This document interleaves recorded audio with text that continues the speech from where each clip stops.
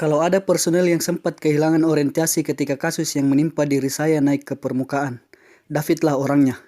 Selain karena percaya album ke-6 Peter Pan bakal mulus keluar, ia tengah gembira karena karyanya Separuh Aku direncanakan akan dijadikan single pertama. Ia berkisah, sepanjang sejarah Peter Pan, belum pernah ada lagu di luar karya Ariel yang dijadikan single pertama. Saya pun merasa bersyukur.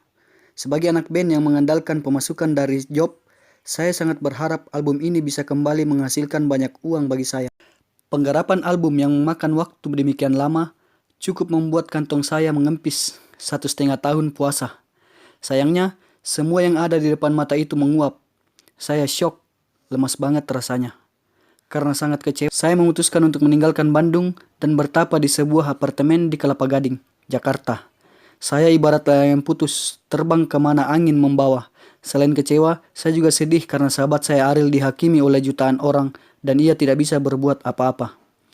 Saking kecewanya, indera bermusik saya sampai terganggu. Saya tidak mau berhubungan dengan musik sedikit pun. Selama 1 tahun saya merasakan hal itu.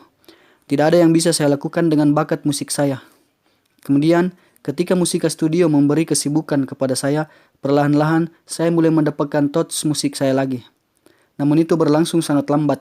Saat Uki meminta saya untuk membantu mengisi part piano untuk lagu yang hendak dibawakan Meta istrinya, saya tak mampu melakukannya. Lagunya tidak susah, tetapi saya tidak bisa. Thoughts saya hilang. Indra bermusik saya pulih setelah saya menyadari kalau sumber semua masalah itu adalah kesendirian saya. Jauh dari orang-orang yang saya kasihi dan mengasihi membuat saya hampa. Saya pun kembali ke rumah di Marga Kencana, Buah Batu, Bandung. Rumah kedua setelah di Sukajadi. Kesibukan bermusik makin bertambah setelah saya mengerjakan proyek sampingan, yakni Andrew Adams. Ini adalah identitas baru Spielen. Bersama Iksan, basis, saya menjadi motor bagi Andrew Adams. Sayangnya, rezeki belum hinggap kepada saya. Namun apa yang saya alami bukan satu-satunya ujian selama masa libur panjang Peter Pan. Saya merasakan pengalaman yang jauh lebih dahsyat, yang hampir saja mencabut nyawa saya. Di empedu saya ada batu, yang bila sedang kambuh memberi gejala mirip sakit lambung. Diagnosa dokter menyimpulkan batu empedu tersebut harus diangkat. Seumur umur saya belum pernah sakit, apalagi dioperasi. Saya pun memberi persetujuan bagi operasi itu tanpa memberitahu orang tua saya. Mereka baru tahu setelah saya ada di rumah sakit. Operasi pengangkatan batu empedu berhasil dijalankan. Namun, 3 hari sesudah itu timbul masalah baru. Ada kesalahan prosedur yang mengharuskan saya kembali ke meja operasi. Saluran yang menghubungkan empedu dengan hati ambrol karena terlalu lama dijepit. Akibatnya, semua cairan yang dihasilkan dari hati bocor dan mengotori seluruh organ-organ dalam lainnya. Semua organ dalam tadi harus dicuci ulang guna mencegah racunnya menyusup.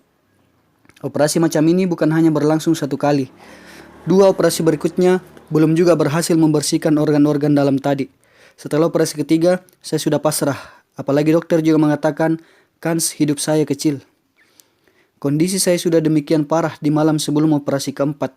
Badan saya gemetar, pendengaran saya menurun, dan semua terlihat kuning. Uki yang setia menemani saya, katanya berusaha keras menyadarkan saya. Ia berteriak lantang di telinga saya. Mau operasi berapa kali pun dan sampai kapanpun kami akan menunggu. Jangan menyerah. Teriak Uki sambil memeluk saya dan menitikkan air mata. Saya pun tersadar operasi keempat itu sukses saya jalani. Sebuah bekas sayatan pisau operasi di sepanjang dada hingga perut saya menjadi kenang-kenangan yang tak terlupakan. Saya pernah mengalami near-death experience. Kini, bekas operasi tadi masih menyisakan. Bila kambuh, sakitnya luar biasa. Dan kalau sudah begini, saya bisa bermandi keringat menahan rasa sakit tadi. Kata dokter, ini bagian dari penyembuhan. Saya akhirnya belajar mengendalikan rasa sakit tadi. Kekhawatiran terbesar saya saat ini adalah bila rasa sakit itu muncul ketika saya berada di atas panggung. Karena itu saya pun menjalankan diet cukup ketat dan pola hidup sehat. Bergadang sudah tidak boleh lagi. Bagi saya, apa yang saya alami ini adalah cambuk. Saya bukan sosok yang religius tetapi sangat sadar campur tangan Sang Pencipta selalu mewarnai tiap langkah yang saya jalani.